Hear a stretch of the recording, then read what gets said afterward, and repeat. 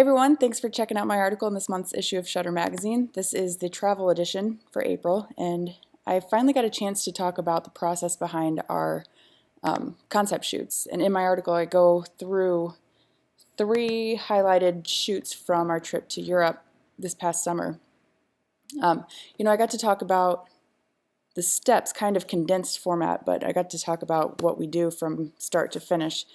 So now I just want to go through and show you a little bit more detail about how it actually works. So Sal did a talk for Canon at B&H last summer, and we wanted to put together a photo shoot here at home so he could have something to talk to for his presentation. So our 3-step formula came into play again. We needed a model, we needed a concept, and we needed a location. So I always start with the model, typically at least, and this is what I do. I will go through, I'll spend about 2 hours, and I'll find every model that I think Sal might kind of like. So I know that he always wants a face-forward shot so he can see what the girl looks like without makeup, or minimal makeup to see what she actually looks like. So I give him multiple options. Just put the name. And I always make sure to number them, so he can say number 4. Doesn't have to type out their name. It's always about making it as easy as possible for him. So actually I didn't scroll down far enough, but this was the first round here of options for the shoot, and he actually didn't like any of them. So in that scenario, I start over. And so from this one, he liked Madison. So from there, I reach out to the girl and we start the hiring process. So next up is wardrobe. Wardrobe options for Canon. We do all this through email. It's so much easier because as crazy as it sounds, I'm by his side pretty much 18 hours a day. But getting him to sit down and focus enough to actually make a decision is almost an act of God nowadays. So this is where we picked up with the wardrobe. So these are all options from Rent the Runway, which is a really good option for you if you're ever looking to do a photo shoot and you don't want to have to buy the dress. Rent the Runway the dresses aren't as elaborate and dramatic as some of the dresses we've shot before, but they are a good option if you're looking for a specific kind of look. So I showed him all of these. And you see the notes with it. We could reach out to Simply Elegant to see if they have anything similar for us to borrow. This is a local bridal shop that we work with, and it's always an option to reach out to them. They're amazing to work with. In fact, they donated 30 dresses to our Rent a Human program at Shutterfest this year, free of charge. So this one, we ordered this one from China years ago. So, actually, that was a year ago. So we ordered this one recently, and it would have arrived on time. He actually didn't like any of these. So from there, when you get to a point, for me at least, when I get to a point with Sal, and it's just back and forth, and he doesn't like anything, that's when I'll sit him down, and I'm like, what do you want? And then we talk it out, and in this case, he wanted to just keep it simple. First look, keep it very simple with her, and then a second look would be more dramatic. So the first one, we decided on a tank top, or I think a black t-shirt and jeans, natural makeup, and then the second look is where the concept comes in. So here's our model. We had a black dress like this. We had this necklace from Taylor. We wanted to do this hair, this makeup, and this became my mood board. We actually didn't end up doing any of it. We just stuck with the first look because you reach a point when you're trying to do something too much and it actually takes away from the education side of things. So we just stuck with the black t-shirt and jeans for that shoot. So that's an example of one of them. And then this, to give you a little bit more perspective, the Lands Tour, what we called it, because we went to Ireland, Scotland, England, and Iceland. So we called it the Lands Tour. This right here, these are all the photo shoots we had planned. And true to form, you have the models. Always say if they're confirmed or not. You have your locations, your concepts right here, wardrobe.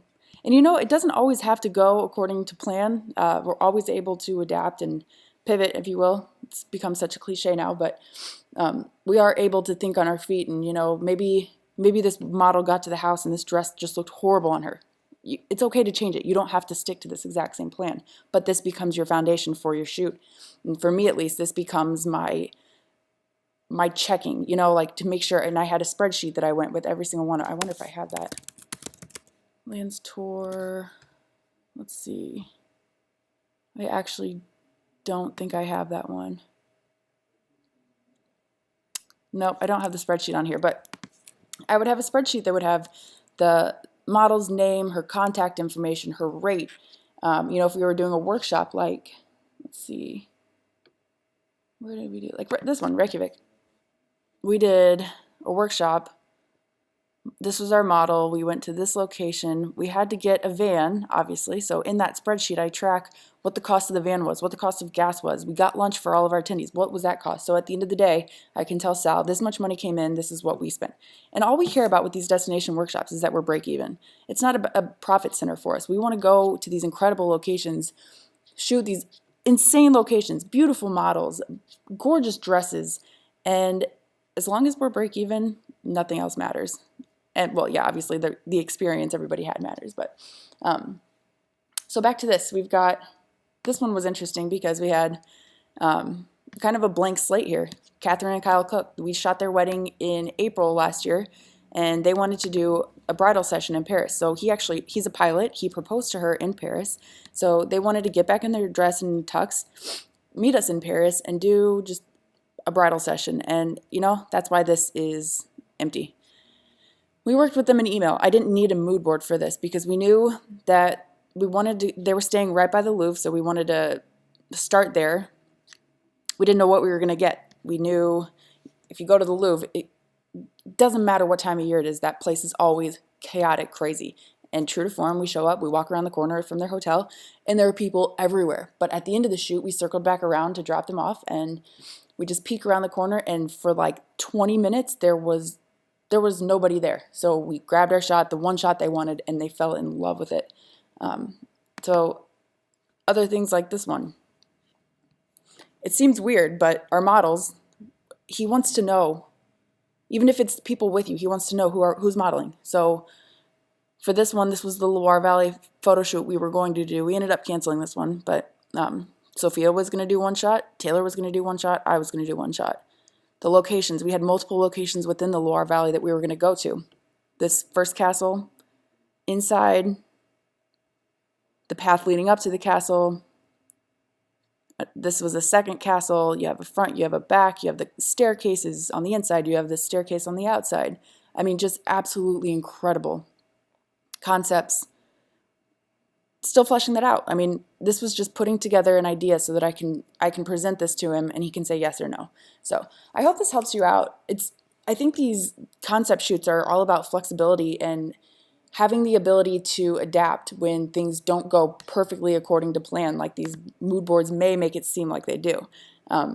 This is your general outline, and I think if you go into a photo shoot without an outline, you're just setting yourself up to be completely stressed out, to be frazzled, to make mistakes, to not be able to focus on your shot. And it's so important that you have somebody on your team that's doing this part of the work for you, and you can focus on getting the shot, and your team is the one handling the details. Because if I can tell you point blank that if I were the one having to shoot any of this, I would never be able to get a good shot because I'd be worrying about, did the model show up on time? Is her hair right? Is her makeup right? Did we get the right permits for the locations? So it's good to have a team on your side. I would not recommend trying to do this on your own, but if you had to, organization is key. And I'm saying that from the perspective of somebody who is completely disorganized, believe it or not.